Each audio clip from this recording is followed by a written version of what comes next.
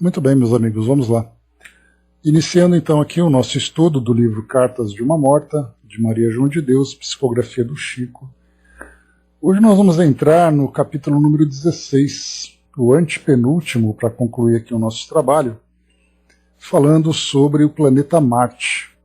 Então, um tema bem interessante para nós, um tema provocativo, né? Porque nós lembramos que esse assunto dentro do meio espírita e fora do meio espírita, ele traz para nós ali uma série de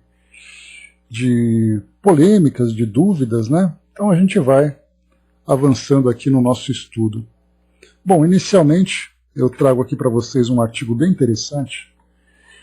Ele foi publicado no site espiritismo.org.br, espírito.org.br, que é o nosso portal do espírito.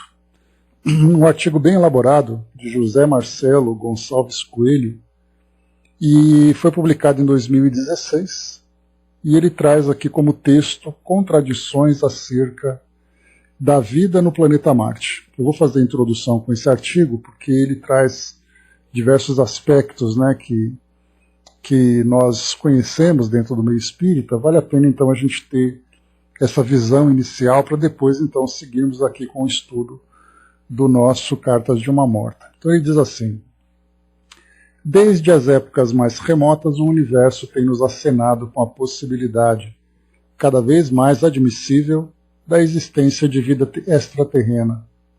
E ao elevarmos a fronte em direção ao firmamento, uma profunda intuição nos dá a certeza de que Deus não ergueria bilhões de corpos celestes apenas para a nossa contemplação. A partir de 18 de abril de 1857, data da primeira publicação de O Livro dos Espíritos, passamos a ter o respaldo das inteligências celestiais, que vinham para testar a pluralidade dos mundos habitados, um dos postulados da doutrina espírita, revivendo, na verdade, o próprio Cristo, que já nos havia asseverado: na casa de meu Pai há muitas moradas. Aqui, do livro de João, capítulo 14, versículo 2. Uma dessas moradas, o planeta Marte, tem sido alvo das mais variadas especulações, que vão desde as historietas e filmes infantis, povoados de imagens hilariantes e fantasiosas, que tanto fertilizam a nossa imaginação, até as mais profundas ilações de cunho esotérico ou científico. Sob a ótica, a temática sob análise atinge conotações ainda mais profundas, em virtude da observância do tríplice aspecto, ciência, filosofia e religião.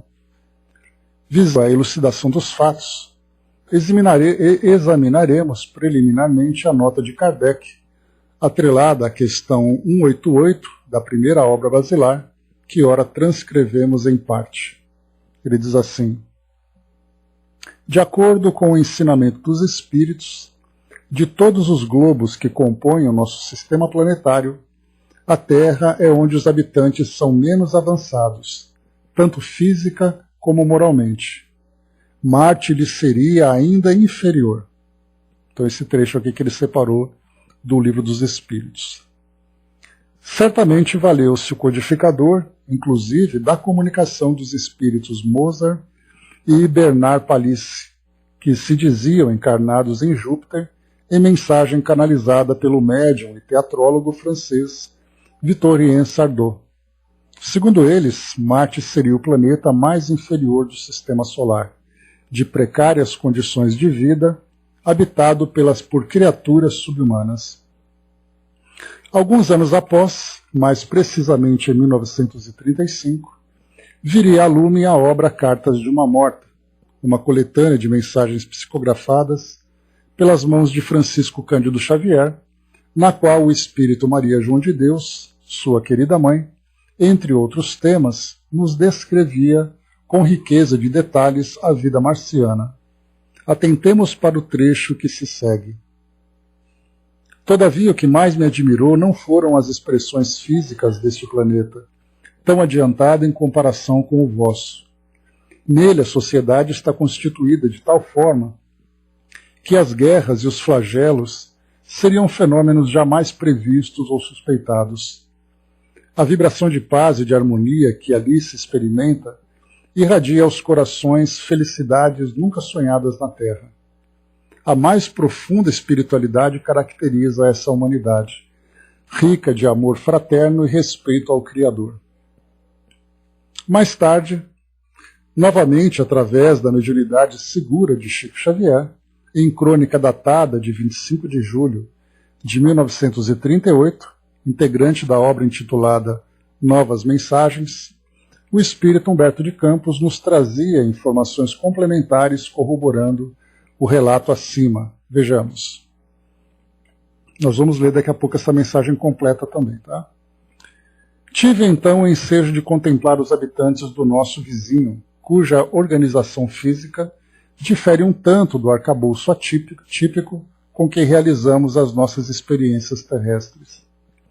Notei igualmente que os homens de Marte não apresentam as expressões psicológicas da inquietação em que se mergulham os nossos irmãos das grandes metrópoles terrenas.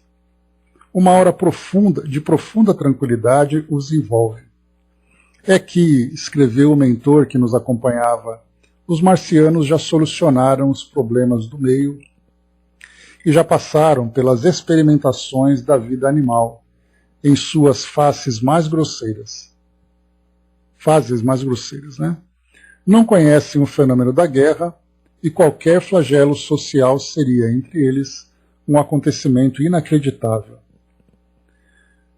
Conforme se depreende facilmente, as duas últimas mensagens aqui reproduzidas, de fonte mediúnica comprovadamente fidedigna, opõem-se frontalmente às instruções recebidas por Victorien Sardou, considerado pelo professor Rivail como um desses fervorosos e esclarecidos adeptos.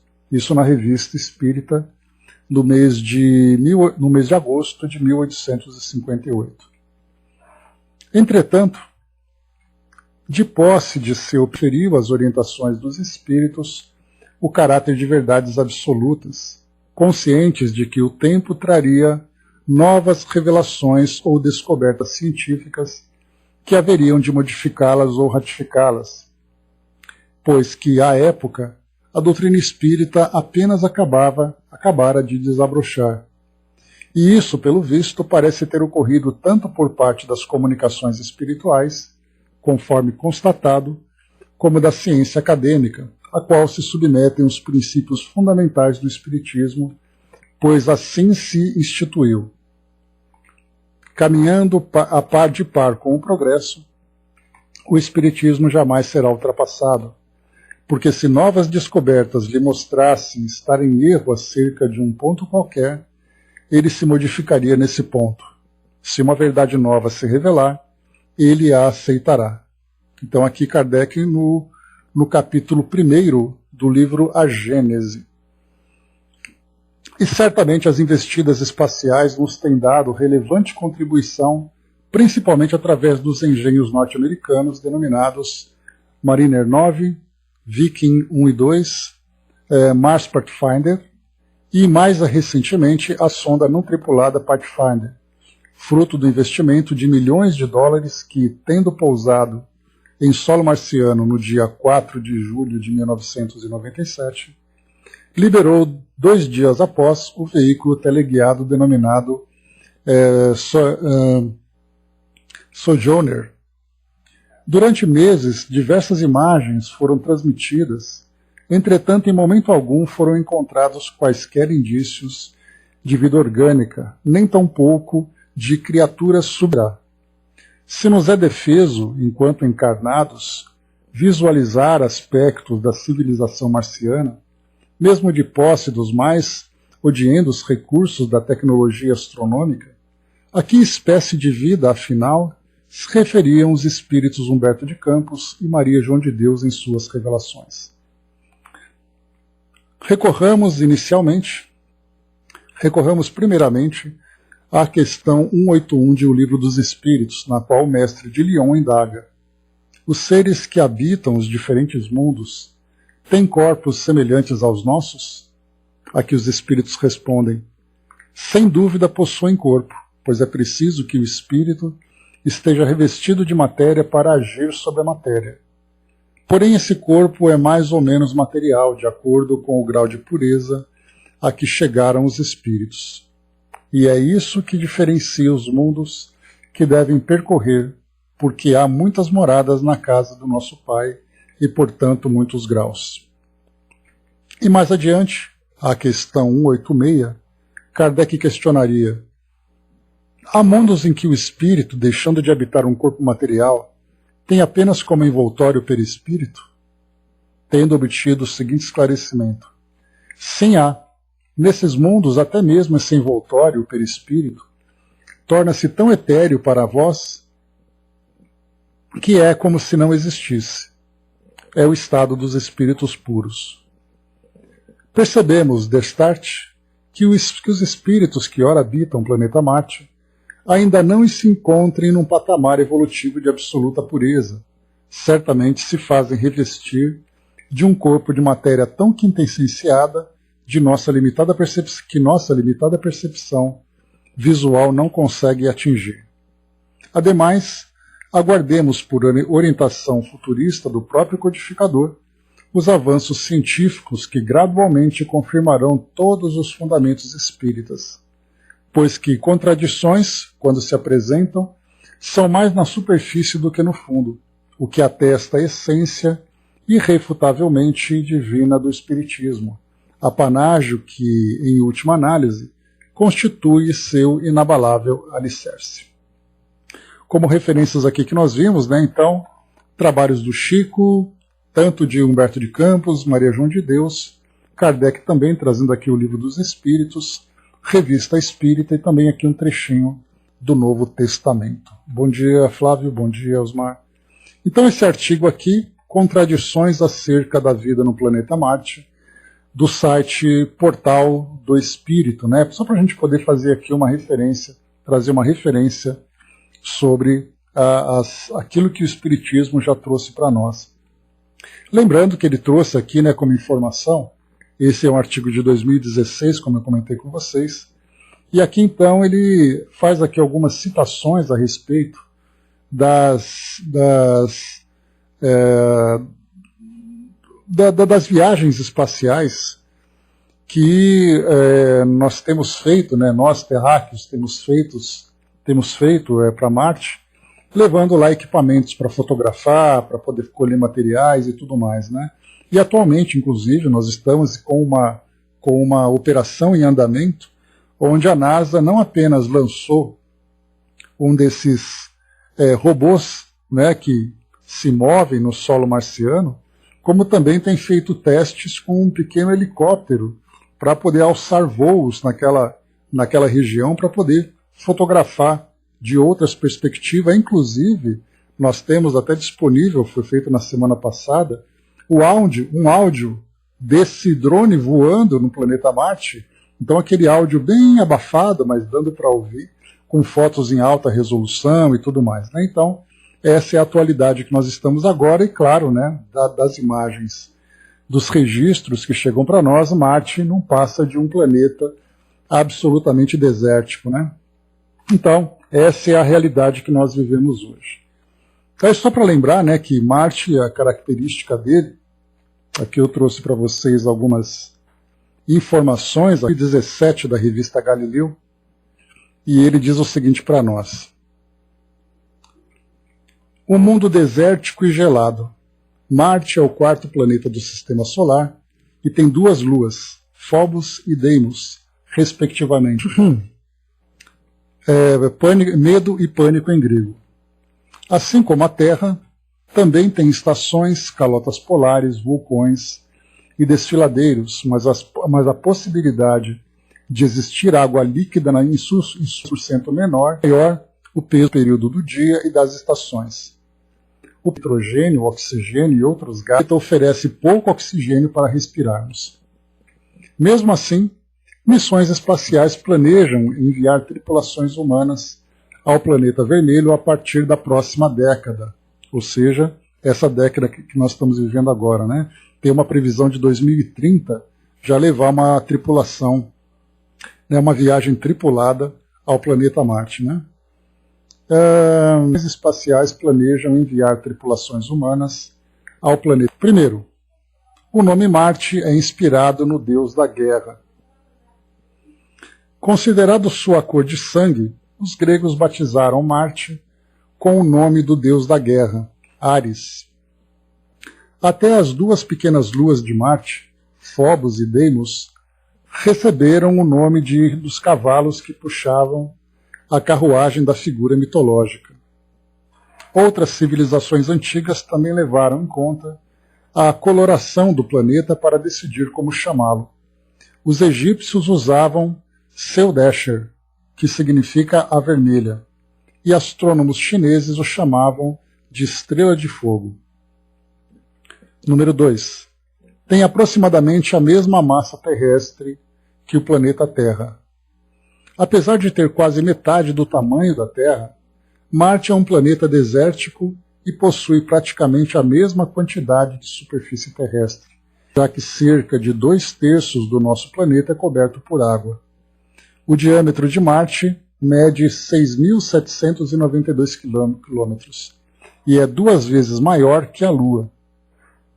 A Terra, por sua vez, é 2 vezes maior que o planeta. 3. O planeta tem o maior vulcão de todo o Sistema Solar. Quase 3 vezes mais alto que o Monte Everest, o Monte Olimpo, ou Olympus Mons, no nome em latim, é o vulcão com altura de cerca de 25 quilômetros.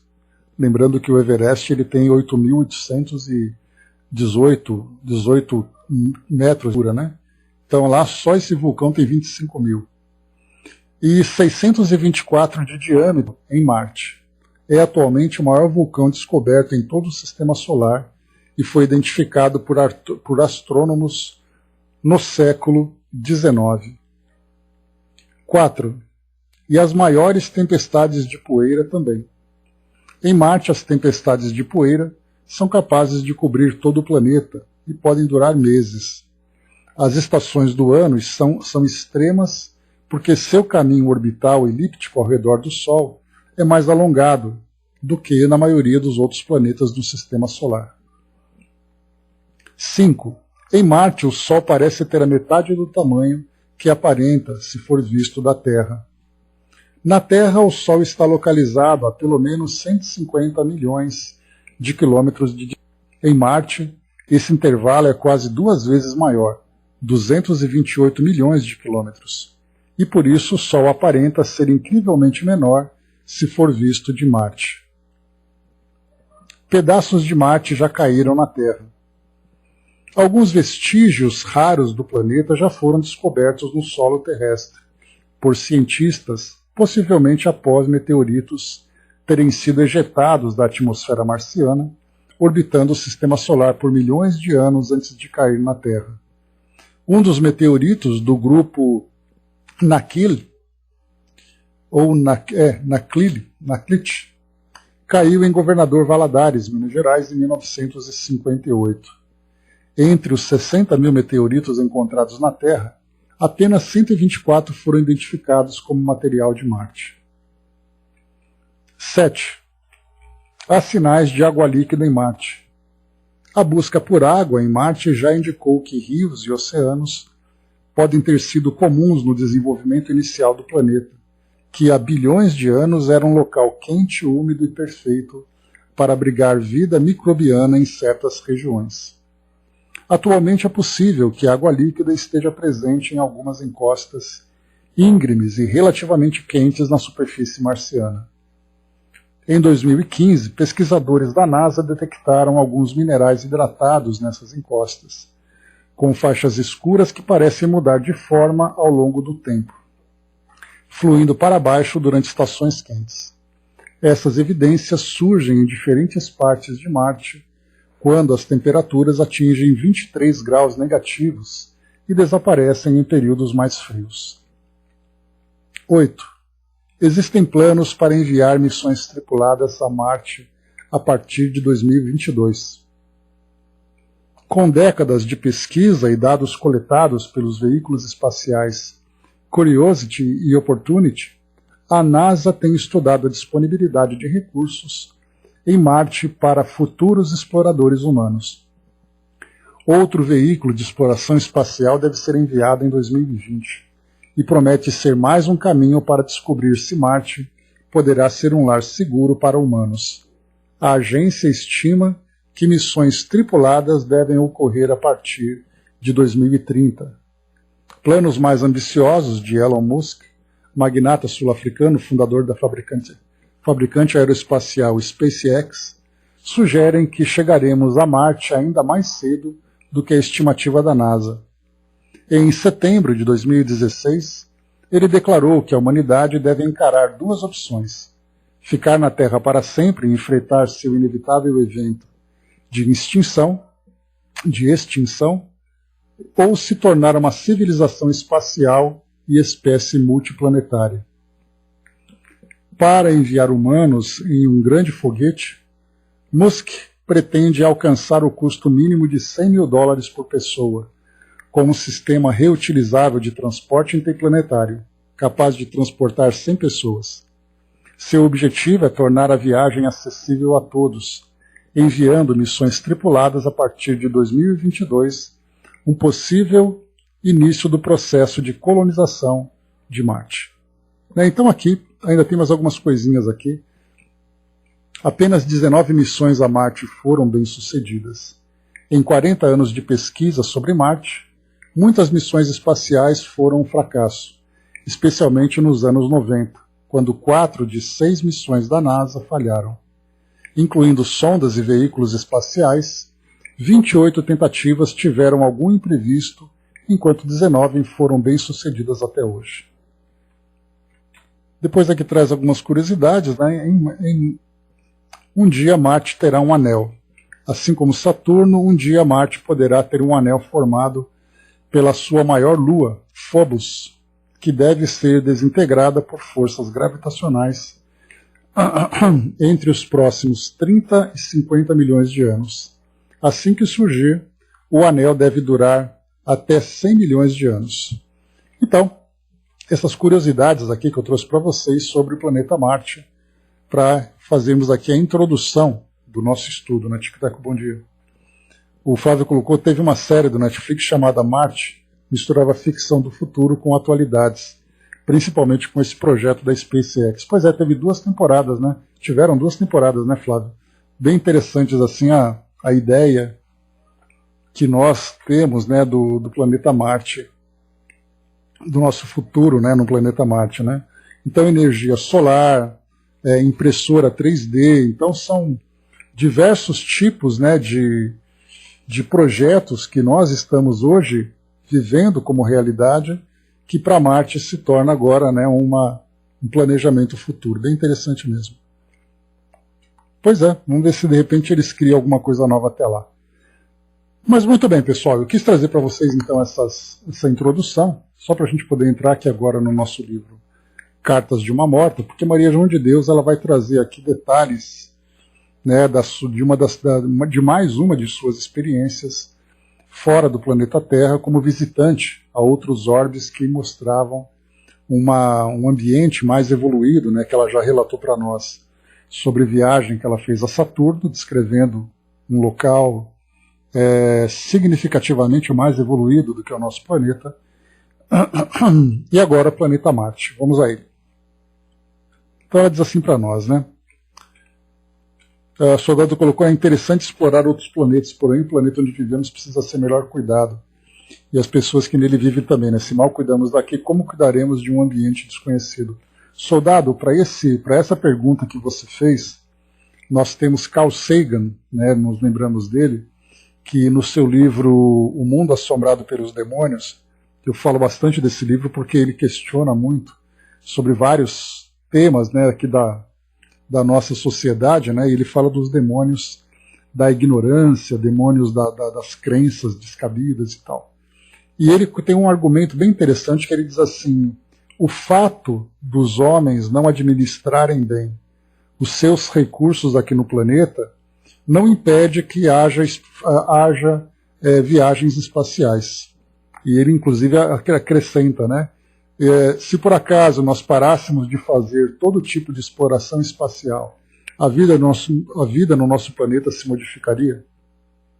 Porque já que a gente imagina que são os recursos investidos nessas viagens, né? Então ele vai dizer não porque o problema não é falta de dinheiro, o problema é falta de gerenciamento, né? E até mesmo, né, de valores da própria sociedade, né? Mas, né, a princípio é que nós temos, né, infelizmente, essa realidade. Temos aí uma sociedade terrena ainda vivendo situações bastante problemáticas, né, e faz a gente questionar mesmo se vale a pena a gente olhar para lá algo tão longe, tão distante, com problemas tão concretos aqui no nosso dia a dia, né? Então, é aqui. Mas a questão que ele coloca, porque ele sendo astrônomo, então ele deve ter ouvido durante grande parte da vida dele as pessoas dizendo, né, para que botar foguete no espaço se as pessoas estão passando fome aqui? Aí ele questionou no livro, né? Então quer dizer que se a gente não mandar mais foguete, a fome acaba aqui no nosso planeta? A gente vai ver que não, né? Pois é, né? Uma coisa de cada vez. Mas aos poucos a gente vai desenvolvendo essas aventuras, né, que os homens vão fazendo, que o homem vai fazendo para fora do planeta, na verdade ali um estímulo para o desenvolvimento da sua inteligência. E se essa tecnologia é desenvolvida, se essa inteligência mais evoluída for aplicada aqui no nosso planeta, então isso vai ajudar bastante no nosso desenvolvimento. Essa, pelo menos, é a teoria, né? Mas vamos em frente. O planeta Marte. Meus amigos, com permissão dos nossos guias dos planos superiores, que desejo prosseguir nesta noite as minhas narrativas de além-túmulo. Não está em nós a presunção de resolver incógnitas científicas e nem derrogar os decretos do Altíssimo, que, do lado de cá, nos merece a mais sublime de todas as venerações.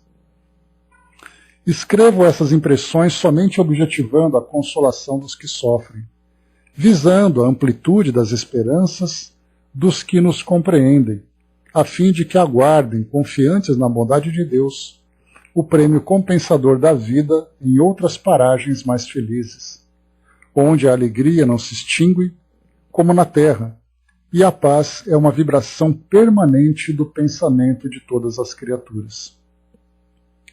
Aqui tenho aprendido que há mundos de todas as espécies, diversificados em sua natureza, como a essência dos sentimentos das almas. Mundos de dor, de ventura, de aprendizado, de luta, de regeneração. Todas essas distantes pátrias que os vossos telescópios focalizam dentro da noite imensa, não poderiam estar vazias e abandonadas. Não se compreende uma cidade edificada, rica de monumentos e obras, sem habitantes e sem vida. Os planetas que rolam no infinito constituem a família universal por excelência. Cada um deles comporta uma humanidade, irmã de todas as outras que vibram na imensidade.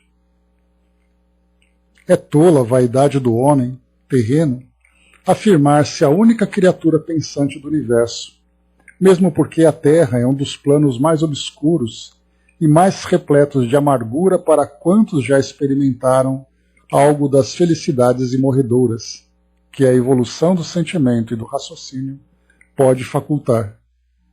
Para as almas acendradas no amor, a Terra é bem o recanto do exílio e das sombras. Todavia, vós outros, os que estudais, tomados da disposição benéfica de conhecer a vida espiritual em suas mais remotas e múltiplas modalidades, deveis arquivar no coração o tesouro divino da esperança.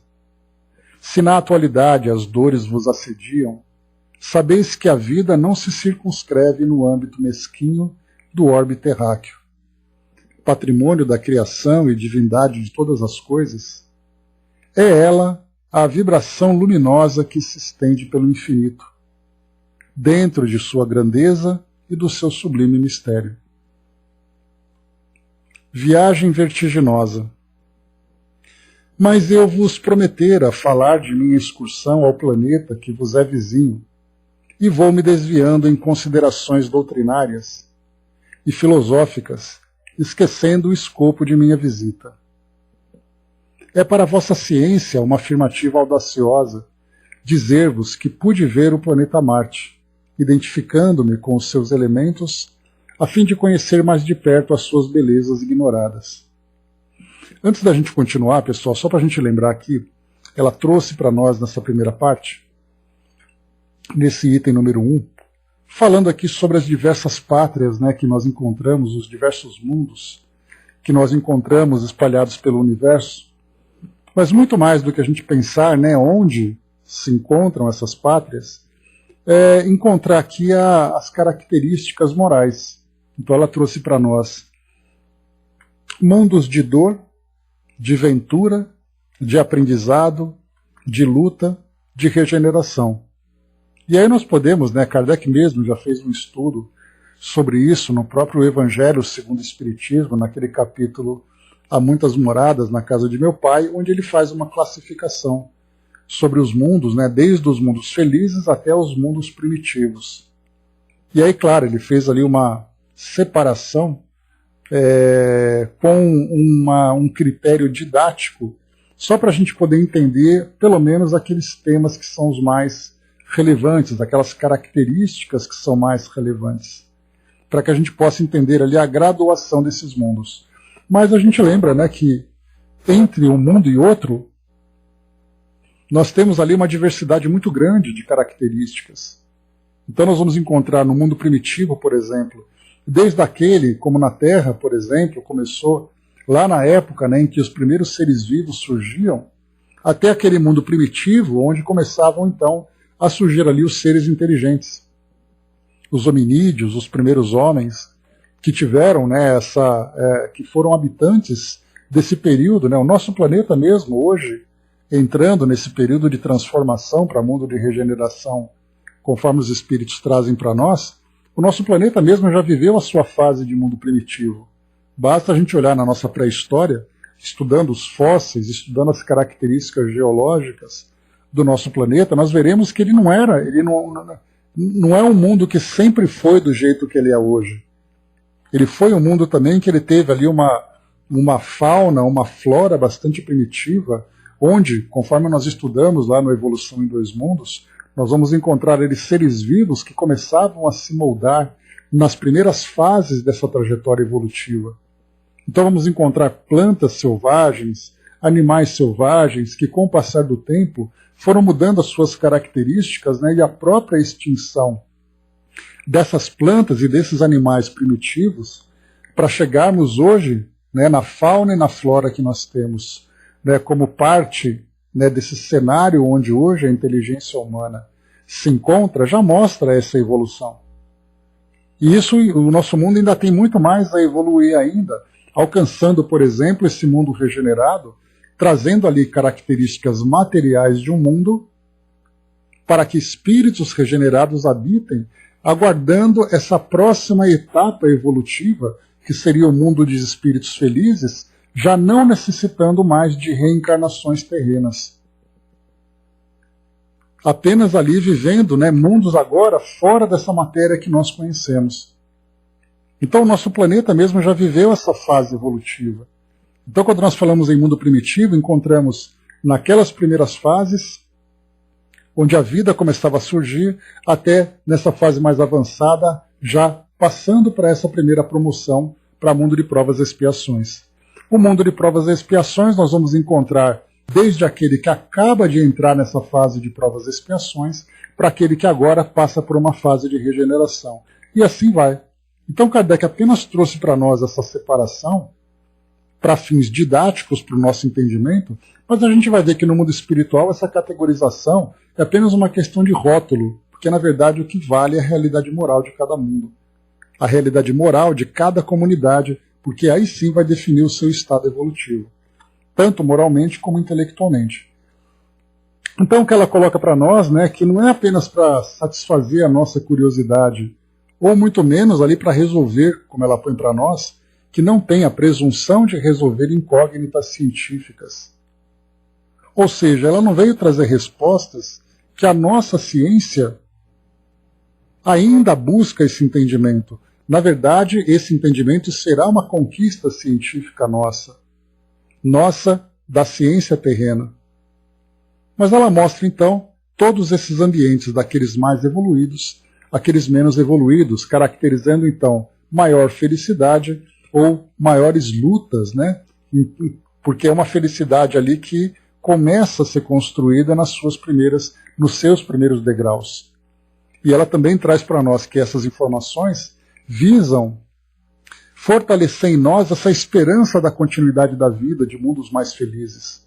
Porque enquanto nós imaginamos que a felicidade se encontra num paraíso celestial, mas num paraíso muito mais dogmático do que num paraíso no estado moral desses espíritos, para que nós entendamos, né, as diversas graduações em que o espírito ele vai melhorando gradualmente, ascendendo nessa escala evolutiva, até que ele chegue nesse estado de felicidade, desmistificando essa ideia de que esse nosso mundo é a única paragem das almas e ele que vai definir qual é o destino definitivo dos espíritos, né? Então, ou você vai para o céu definitivamente, ou você vai para o inferno definitivamente, sendo que ainda nós estamos no estágio ainda bastante atrasado. Atrasado não, nós estamos na fase evolutiva que devemos estar, mas mostra para nós ainda o estado ainda bastante infantil, moralmente e intelectualmente falando, apesar da nossa pretensão de nos acreditarmos como centro intelectual do universo, né? Então, depois que ela passa isso para nós, ela mostra exatamente ali para fortalecer em nós essa esperança da continuidade da vida, e ela coloca também aqui, né, sobre essa viagem vertiginosa. Então ela já começa a fazer a introdução agora a respeito desse outro planeta que nós vamos viver. Né, ou melhor, que ela vai trazer para nós aqui, né? Então ela mostra sobre... Deixa eu ver aqui. Vou vos prometer a falar da excursão no planeta que vos é vizinho e vou me desviando em considerações doutrinárias e filosóficas, esquecendo o escopo de minha visita. E ela, aqui tem um trecho interessante no item número 2, né, no item 2 do tópico 2, ela diz assim: é para a vossa ciência uma afirmativa audaciosa dizer-vos que pude ver o planeta Marte, identificando-me com os seus elementos a fim de conhecer mais de perto suas belezas ignoradas. Então ela já mostra que é, né, uma ousadia por parte dela. Depois ela coloca para nós também sobre... ela diz assim, né? A verdade, porém, tem igualmente as suas revelações pelos caminhos da fé. Nem tudo se mostra somente nas análises frias dos laboratórios e das suas retortas. As grandes realidades, primeiramente falam ao coração.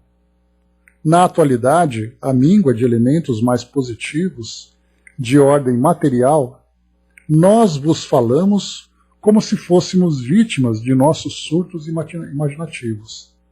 Mas dia virá que os homens hão de verificar, com as positividades requeridas, a veracidade de nossas afirmativas. Então ela diz para nós que, inicialmente, ela traz essas informações e pede para nós, né, o voto de fé. Mas que dia virá em que nós utilizaremos essa positividade, ou seja, os elementos concretos que a nossa ciência será capaz de investigar para comprovar exatamente aquilo que ela relata.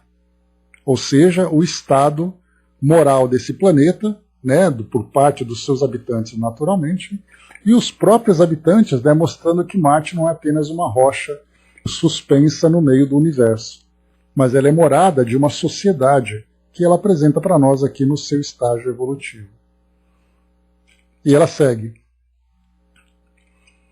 Como das outras vezes, meus amigos, não pude fazer sozinha uma excursão dessa natureza. O guia de sempre conduzia os meus passos. E foi assim que bastou um pensamento forte de nossa vontade, centrada nesse objetivo, para que efetuássemos essa viagem vertiginosa cuja duração foi de poucos segundos, de acordo com a vossa contagem do tempo aí na Terra. Então ela começa a trazer para nós também sobre a forma, né, do deslocamento dos espíritos, né, colocando para nós, né, o pensamento forte de nossa vontade. E mais do que isso também, né, a própria viagem feita de um mundo para outro, respeitando as suas características fluídicas, respeitando as suas características morais, o próprio estágio evolutivo em que Maria João de Deus se encontrava, para precisar ser assistida, né, nessas suas peregrinações. Então mostra para nós a dificuldade que o espírito tem de avançar de um mundo para outro se ele não tiver ainda essa capacidade moral de transitar livremente entre os mundos. Até porque também nós vamos falar aqui de uma permissão de Deus, não de uma permissão a título de decreto, mas a permissão conforme as próprias leis naturais, em que o espírito, afinizado com determinado mundo, ele não pode sair simplesmente desse mundo, ele se encontra atraído, ele se encontra preso, vinculado a esse mundo fluidicamente. Então não é uma questão de permissão, eu deixo ou não deixo. Há necessidade de respeitar critérios, né, critérios fluídicos, energéticos, para que haja esse deslocamento. E para isso, então, ela foi assistida. A Angelina colocou para nós, mensagem do Evangelho, né? A fé que transporta a montanha, aquele que usa a razão. Então, ou seja, é uma combinação entre ambos. Paisagem de Marte.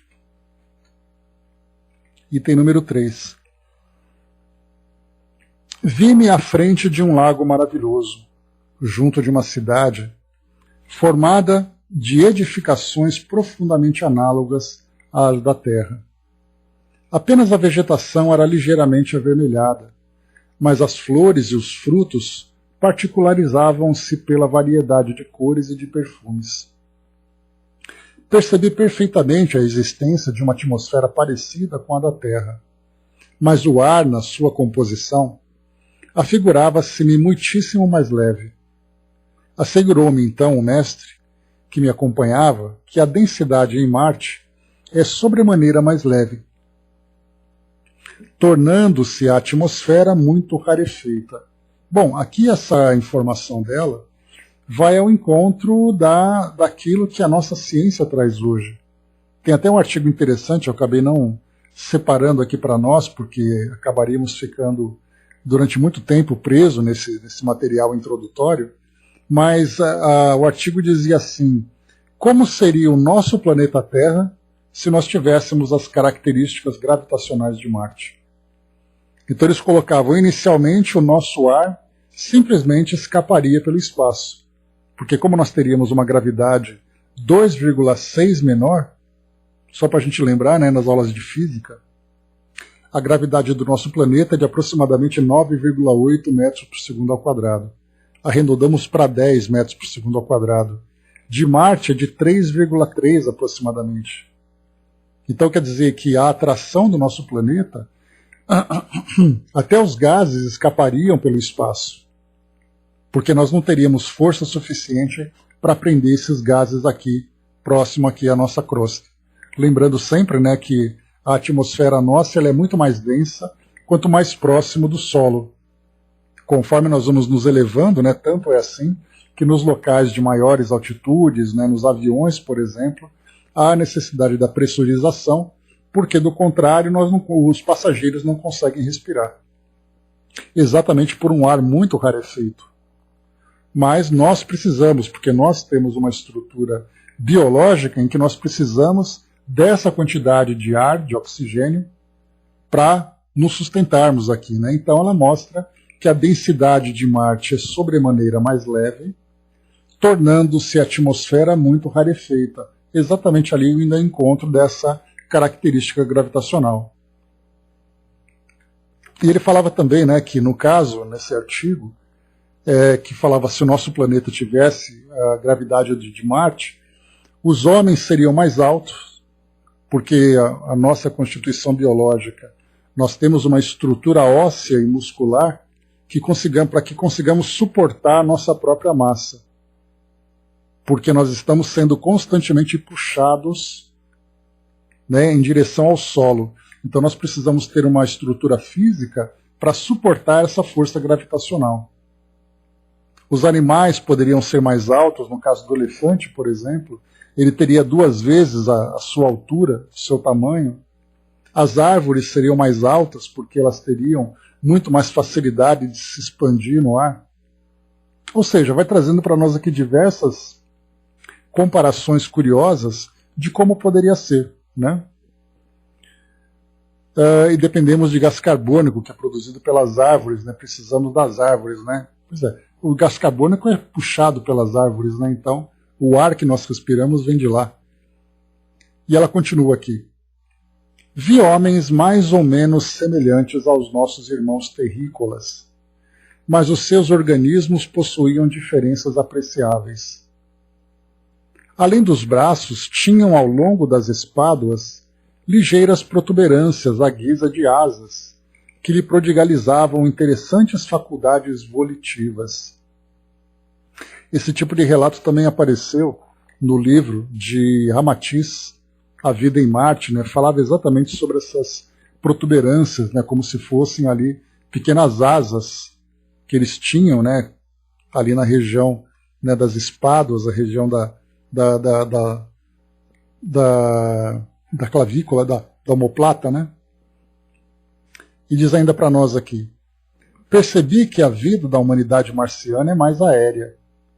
Poderosas máquinas, muitíssimo curiosas na sua estrutura, cruzavam os ares em todas as direções. Vi oceanos, apesar da água se me afigurar menos densa, e esses mares muito pouco profundos.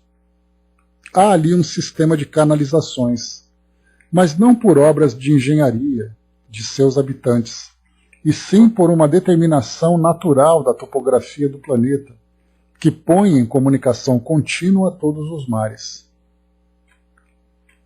Não vi montanhas, sendo notáveis as planícies imensas, onde os felizes habitantes desse orbe quase que não se verificam, mostrando-se o céu geralmente sem nuvens. Afirmou-me o protetor que grande parte das águas desse planeta desapareceram nas infiltrações do solo, combinando-se com elementos químicos das rochas, excluindo-se da circulação ordinária do orbe. Então, interessante, né? Então, que aqueles conhecidos, né, veios de água que nós vemos, né, que eram os rios, supostos rios que os cientistas hoje conseguem fotografar e analisar. Então, aqui, conforme é colocado para nós, o próprio solo acabou absorvendo, então, essas águas, né? Olá, professor, bom dia. A evolução marciana. Assegurou-me ainda o desvelado mentor espiritual que a humanidade de Marte evoluiu mais rapidamente que a da Terra, e que desde os pródromos, da formação dos seus núcleos sociais, nunca precisou de destruir para viver, longe das concepções dos homens terrenos, cuja vida não prossegue sem a morte, e cujos estômagos estão sempre cheios de vísceras e de vitualhas de outros seres da criação. Aqui também é a mesma coisa, né? Ela coloca para nós que a nossa alimentação ainda é nós temos ainda uma necessidade da alimentação animal. E a gente vê, né, que também nesse livro A Vida em Marte, de Ramatiz, ele usa uma expressão bastante impactante, né? Ele diz ainda que os habitantes do planeta Terra se alimentam, né, dos cadáveres dos seus irmãos inferiores. Então aqui mostra para nós, né, que também aqui Maria João de Deus traz para nós o mesmo alerta, o mesmo chamamento. E continua. O dia ali é igual ao da Terra, pois conta 24 horas e quase 40 minutos, mas os anos constam de 668 dias, tornando as estações mais demoradas, sem transformações bruscas de ordem climática que tanto prejudicam à saúde humana. Disse-me ainda o mestre desvelado que os marcianos já descobriram grande parte dos segredos das forças ocultas da natureza. Conhecem os profundos enigmas da eletricidade, sabendo utilizá-la com maestria.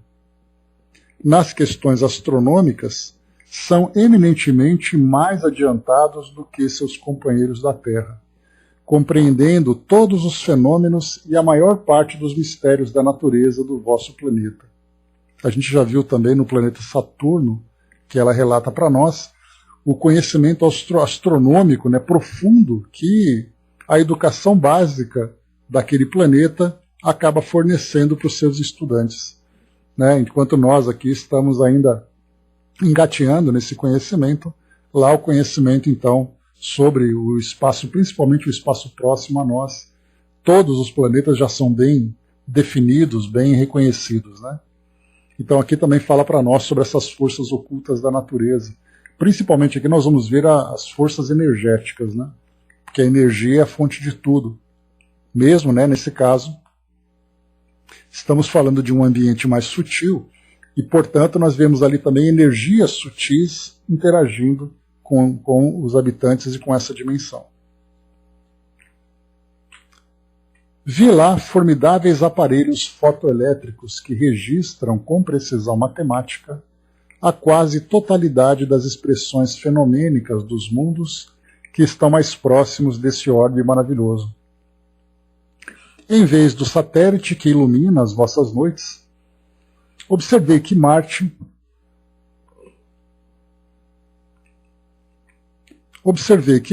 é servido por duas luas que parecem gravitar uma em torno da outra, porém menores, muito menores que a vossa. Então nós já vimos, né, Phobos e Deimos, as duas luas de Marte. Grande espiritualidade. Todavia, o que mais me admirou não foram as expressões físicas desse orbe, tão adiantada em comparação com o vosso. Nele a sociedade está constituída de tal forma que as guerras ou flagelos seriam fenômenos jamais previstos ou suspeitados. A vibração de paz e de harmonia que ali se experimenta irradia aos corações felicidades nunca sonhadas na Terra. A mais profunda espiritualidade caracteriza essa humanidade, rica de amor fraterno e respeito ao Criador. Não me é possível, de momento, falar-vos sobre a organização de suas coletividades, regidas à base do menor dos fraternismos. Espero, porém, ainda fazê-lo com a permissão de nosso Pai. E como o nosso amigo Emmanuel ainda necessita escrever, vou colocar aqui o ponto final, suplicando a Jesus que envolva a todos nós na vibração luminosa e divina da bênção de seu amor. Maria João de Deus. Então, bacana a gente lembra, né, que esses, como o próprio nome diz, cartas de uma morta, cada um desse trecho, né, cada um desses capítulos corresponde a uma carta. E é bacana que no final ela diz, né, que ela não pode ficar muito tempo mais escrevendo, porque Emmanuel já estava na fila para fazer o trabalho dele. Né, então, quer dizer, a fila tinha que andar, ela escreveu a carta dela, acabou a comunicação, vem aqui agora uma nova mensagem. Né, então, por isso, coloca aqui o ponto final. Então, é essa a descrição que Maria João de Deus traz para nós. Um pouco física, um pouco moral. Não fala aqui da estrutura social desse planeta, né, mas fica ali para nós essa curiosidade. Mas, para finalizarmos aqui o nosso trabalho, aproveitando aqui, né, o caminho final aqui do nosso estudo, eu trouxe para vocês aqui, então, o artigo. Pois é, soldado, eu já li algumas coisas também. Vi que Mercúrio, sendo ali um planeta muito próximo, né, ao nosso. Só um instantinho. É um planeta muito próximo do Sol.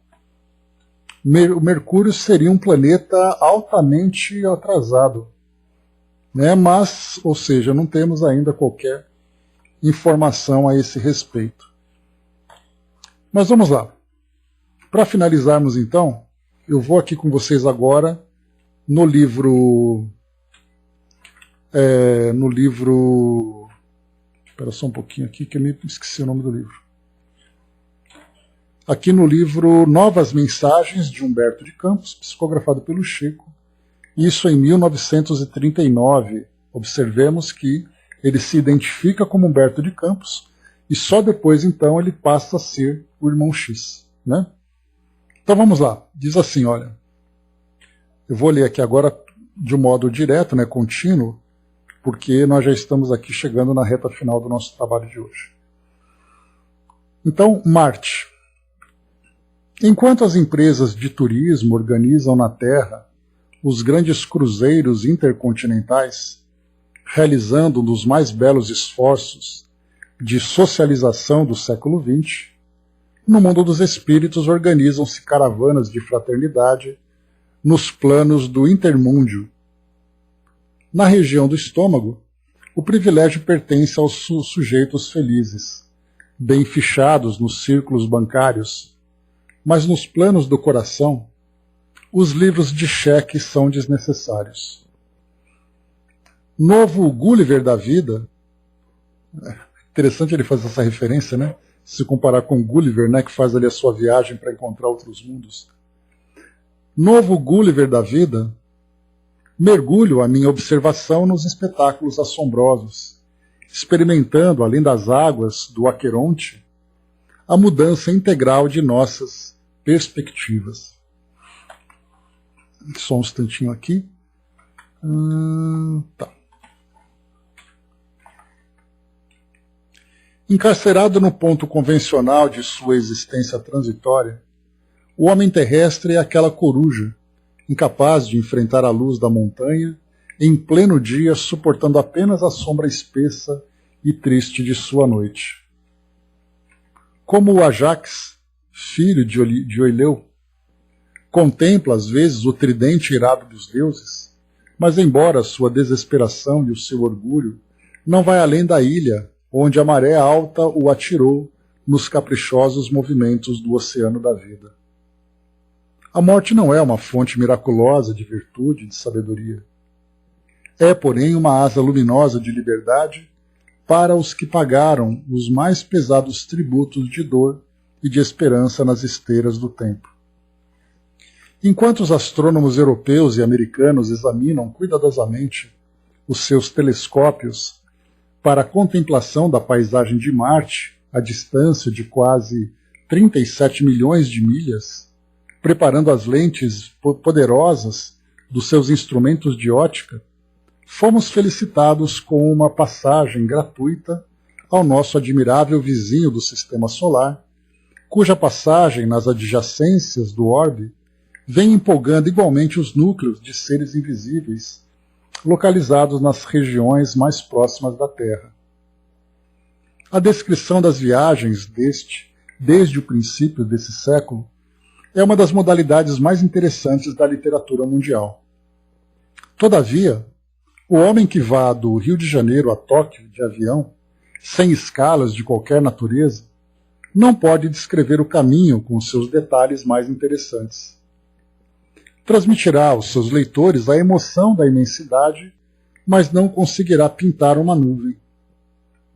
Fora de suas máquinas aéreas, poderia fornecer a impressão de uma águia, mas o turista do espaço, para se fazer entendido pelos companheiros da carne, teria que recorrer às figuras mais atrevidas do mundo mitológico. É por isso que apelarei aqui para o véu de Ísis, ou para o dorso de Pégaso, cuja patada fez brotar a fonte de Hipocreme no Helicon das divindades. Depois de alguns segundos, chegávamos ao termo de nossa viagem vertiginosa. Dentro da atmosfera marciana, experimentamos uma extraordinária sensação de leveza. Ao longe divisei cidades fantásticas pela sua beleza inédita, cujos edifícios, de algum modo, me recordavam a Torre Eiffel ou os mais ousados arranha-céus de Nova York. Máquinas possantes como se fossem movidas por novos elementos do nosso hélium, balançavam-se ao pé das nuvens, apresentando um vasto sentido de estabilidade e de harmonia entre as forças aéreas. Aos meus olhos, desenhavam-se panoramas que o meu espírito imaginara apenas para os mundos ideais da mitologia grega, com os seus paraísos cariciosos. Aturdido, interpelei o chefe da caravana, que se conservava silencioso. Aqueronte, nome de um dos 4 rios do inferno, por onde as almas passavam sem esperança de regressar, e de um curso tão imperioso que arrasta, qual se fossem grãos de areia, grandes blocos de rochedo. Ajax, filho de Oileu, rei dos Lócrios, Grécia, era um príncipe intrépido, mas brutal e cruel. Equipou 40 navios para a guerra de Troia. Tomada esta, ele ultrajou uma profetisa de classe que se refugiara no templo, motivo por que os deuses fizeram submergir sua esquadra. Salvo do naufrágio, agarrou-se a um rochedo, dizendo com arrogância: escapei, apesar da cólera dos deuses. Irritados com o desejado orgulho, os deuses o aniquilaram ali mesmo. Ísis, uma das principais divindades egípcias, tendo reinado durante muito tempo, foi, depois de morta, elevada à categoria de deusa, a canonização dos tempos subsequentes. E em sua honra e culto celebravam-se ritos chamados Mistérios de Ísis. Na forma comum é representada a imagem das santas, sob a figura de uma jovem mulher sentada amamentando um dos seus filhos, Horus, tendo sobre a testa 2 pontas e um globo lunar. Pégaso, cavalo alado que tem destacado os feitos da mitologia grega. Nele iam os poetas em visita ao Monte da Inspiração. Ainda hoje, em tropo literário, se diz que, em busca da inspiração, os poetas cavalgam o Pégaso. Nesse monte chamado Helicon, Pégaso, com uma patada, fez surgir a fonte da água inspiradora, denominada Hipocrene, isto é, fonte do cavalo. Se a Terra julga a influência de Marte como profundamente belicosa, como poderemos conciliar a definição dos astrólogos com os espetáculos reais? Isso porque Marte tem essa característica, né? De guerra, né? De força belicosa. E, porventura, respondeu-me excelente mentor espiritual, chegaste a conhecer no planeta terrestre um homem ou uma ideia retirando a humanidade de sua rotina, sem sofrimento e sem guerra? Para o nosso mundo, Marte é um irmão mais velho e mais experimentado na vida. Sua atuação no campo magnético de nossas energias cósmicas verifica-se de modo que os homens terrenos possam despir os seus envoltórios de separatividade e de egoísmo. Mas nesse instante havíamos chegado a um belo cômodo atapetado de verdura florida. Ante os meus olhos atônitos, rasgavam-se avenidas extensas e amplas, onde as construções eram fundamente análogas às da Terra. Tive, então, o ensejo de contemplar os habitantes do nosso vizinho, cuja organização física difere um tanto do arcabouço típico, com que realizamos as nossas experiências terrestres. Notei igualmente que os homens de Marte não apresentam as expressões psicológicas de inquietação em que se mergulham os nossos irmãos das grandes metrópoles terrenas. Uma aura de profunda tranquilidade os envolve. É que, esclareceu o mentor que nos acompanhava, os marcianos já solucionaram os problemas do solo e já passaram pelas experimentações da vida animal em suas fases mais grosseiras. Não conhecem os fenômenos da guerra e qualquer flagelo social seria, entre eles, um acontecimento inacreditável. Evolveram sem as expiações coletivas, amarguradas e terríveis, com que são atormentados os povos insubmissos da terra. As pátrias aí não recebem o tributo do sangue ou da morte de seus filhos, mas são departamentos econômicos e órgãos educativos, administrados por instituições justas e sábias. Era tempo, contudo, de observarmos a cidade com suas disposições interessantes. O leitor não poderá dispensar o nome dessa cidade prodigiosa, e a falta de termos comparativos, chamaremos-la Marciópolis. Apresentados pelo amigo que nos dirigia a singular excursão, atingimos extensa praça, onde se erguia um templo maravilhoso pela sua imponência, tocada de majestosa simplicidade, e onde, ao que fomos informados, se haviam reunido todos os credos religiosos. De uma de suas eminências, vimos o nosso sol, bastante diferenciado, entornando na paisagem as tintas do crepúsculo. A vegetação de Marte, educada em parques gigantescos, sofria grandes modificações em comparação com a da Terra. É de um colorido mais interessante e mais belo, apresentando uma expressão avermelhada em suas características gerais. Na atmosfera, ao longe, vagavam nuvens imensas, levemente azuladas, que nos reclamaram a atenção, explicando-nos o mentor da caravana fraterna que se tratava de espessas aglomerações de vapor de água, criadas por máquinas poderosas da ciência marciana, a fim de que sejam supridas as deficiências do líquido nas regiões mais pobres e mais afastadas do largo sistema de canais que ali coloca os grandes oceanos polares em contínua comunicação uns com os outros. Maria Júnior de Deus fala sobre isso também, né? Desses canais de conexão entre os oceanos. Tais providências, explica o espírito superior e benevolente, destinam-se a proteger a vida dos reinos mais fracos da natureza planetária.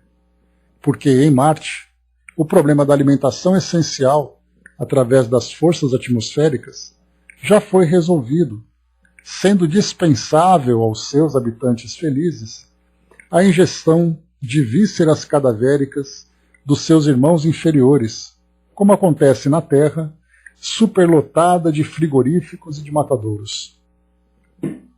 Todavia, ao apagar das luzes diuturnas, o grande templo de Marciópolis enchia-se de povo.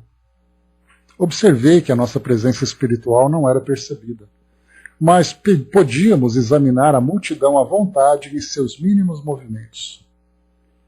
Todos os grandes centros desse planeta, esclareceu o nosso amigo e mentor espiritual, sentem-se incomodados pelas influências nocivas da Terra, o único orbe de aura infeliz nas suas vizinhanças mais próximas, e desde muitos anos enviam mensagens ao globo terráqueo através de ondas luminosas, as quais se confundem com os raios cósmicos, cuja presença no mundo é registrada pela generalidade dos aparelhos radiofônicos.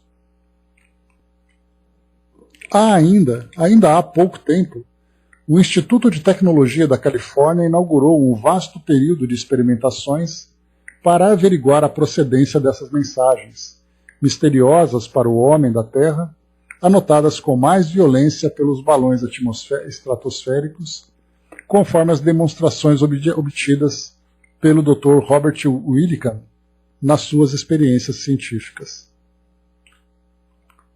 A palestra esclarecedora seguiu seu curso interessante, mas os movimentos na praça acentuavam-se sobremaneira. No horizonte surgia uma grande estrela de luz avermelhada, enquanto os dois satélites marciáticos resplandeciam. Todos os olhares fitavam o céu ansiosamente. Aquela estrela era a Terra. Uma comissão de cientistas iniciou, da tribuna maior do santuário, uma vasta série de estudos sobre o nosso mundo distante. Aparelhos luminosos foram afixados na praça pública, ao passo que presenciávamos a exibição de mapas quase irrepreensíveis dos nossos continentes e dos nossos mares. Teorias notáveis com respeito à situação espiritual do planeta terrestre foram expendidas, entendendo perfeitamente as ideias dos estudiosos que as expunham através da linguagem universal do pensamento. A Terra enviava-nos a sua claridade, em reflexos trêmulos e tristes, observando então que os marcianos haviam povoado o seu templo de telescópios poderosos. Enquanto os melhores aparelhos da América possuem um diâmetro de 200 polegadas, com a possibilidade de aumentar a imagem de Marte 12.000 vezes, a astronomia marciana pode contemplar e estudar a Terra, aumentando-lhe a imagem mais de 100.000 vezes, chegando ao extremo de examinar as vibrações de ordem psíquica na sua atmosfera. A nossa grande surpresa não parou aí, entre os mais avançados aspectos de evolução e de cultura. Entretanto, enquanto a luz avermelhada da Terra tocava a nossa visão espiritual, víamos que todas as multidões do templo se haviam aquietado de leve. A ciência, unida à fé, apresentava um dos espetáculos mais belos para o nosso espírito. Vimos então que, ao influxo poderoso daquelas mentes irmanadas, no mesmo nível evolutivo, pela sabedoria e pelo sentimento, formara-se sobre o santuário uma estrada luminosa, em cujos reflexos descera do alto um mensageiro celeste. Recebido com as intensas vibrações de júbilo divino e silencioso, a figura quase angélica começou a falar depois de uma prece comovedora. Irmãos, ainda é inútil toda tentativa de comunicação com a terra rebelde e irrepreensível e incompreensível. Debalde os astrônomos terrenos nos procuram ansiosos nos abismos do infinito. Seus telescópios estão frios, suas máquinas geladas. Faltam-lhes os ardores divinos da intuição sublime e pura, com as vibrações da fé que os levariam da ciência transitória à sabedoria imortal. Fatigados na impenitência que lhes caracteriza as atividades inquietas e angustiosas, os homens terrestres precisam de iluminação pelo amor, a fim de que se afastem do círculo vicioso da destruição na tecnocracia da guerra. Lá os irmãos se devoram uns aos outros com indiferença monstruosa. Os povos não se afirmam pelo trabalho ou pela cultura, mas pelas mais poderosas máquinas de morticínio e de arrasamento. Todos os progressos científicos são patrimônio do egoísmo utilitário ou elementos sinistros da ruína e da morte. Enquanto as árvores de Deus frondejam no caminho da vida e do tempo, cheias de frutos cariciosos, as criaturas terrenas consideram-se famintas de violência e de sangue. A ciência de seres como esses não poderia entender as vibrações mais elevadas do espírito. Os vícios de uma falsa cultura casam-se aos vícios das religiões convencionalistas, que estacionam em exterioridades nocivas ou se detêm nos fenômenos, sem cogitar das causas profundas, esquecendo-se o homem do templo divino em seu coração, onde as bênçãos de Deus desejam florir e semear a vida eterna. Tão singulares desequilíbrios provocam na personalidade terrestre um sentido bestial que lhe corrompe os mais preciosos centros de força e somente agora cogitam as instituições divinas da transição planetária a fim de que a vida na Terra se efetive com o sentido da verdadeira humanidade, ali conhecido tão somente na exposição teórica de alguns espíritos insulados. Irmãos, contemplemos a Terra e peçamos ao Senhor do Universo para que as modificações precisas ao seu aperfeiçoamento sejam menos dolorosas ao coração de suas coletividades. Oremos pelos nossos companheiros, iludidos nas expressões animais de uma vida inferior, de modo que a luz se faça em seus corações e em suas consciências, possibilitando as vibrações recíprocas de simpatia e comunicação entre os dois mundos. A multidão ouvia-lhe a palavra, atenta e comovida, e nós lhe escutávamos a exortação profunda, como se fôramos convocados de longe pela harmonia mágica da lira de Orfeu, quando o nosso mentor espiritual nos acordava do êxtase, ao nos bater levemente nos ombros, chamando-nos ao regresso. Orfeu, o músico mágico da mitologia. Seus acordes encantavam e atraíam as próprias feras. Tendo sua esposa Eurídice sendo picada e morta por uma serpente, no dia nupcial, ele foi ao inferno, onde obteve, pela sedução de sua lira, que divindades dali lhe ressuscitassem a consorte, com a condição, porém, de não olhar para trás, antes de deixar os limites do inferno, cláusula que Orfeu infringiu. Essa lenda serviu de enredo à conhecida ópera de Gluck, Orfeu. Em todos os lugares, há os que mandam e vivem os que obedecem. Na categoria dos últimos, voltamos às esferas espirituais da Terra, como o homem ignorante que fizesse um voo sem escalas, através do mundo, confundido e deslumbrado, embora não lhe seja possível definir o mais leve traço de seu espantoso caminho. Então aqui, mensagem de Humberto de Campos, recebida pelo Chico, 25 de julho de 1939, então do livro Novas Mensagens. Então aqui uma pequena viagem, trazida então, apresentada por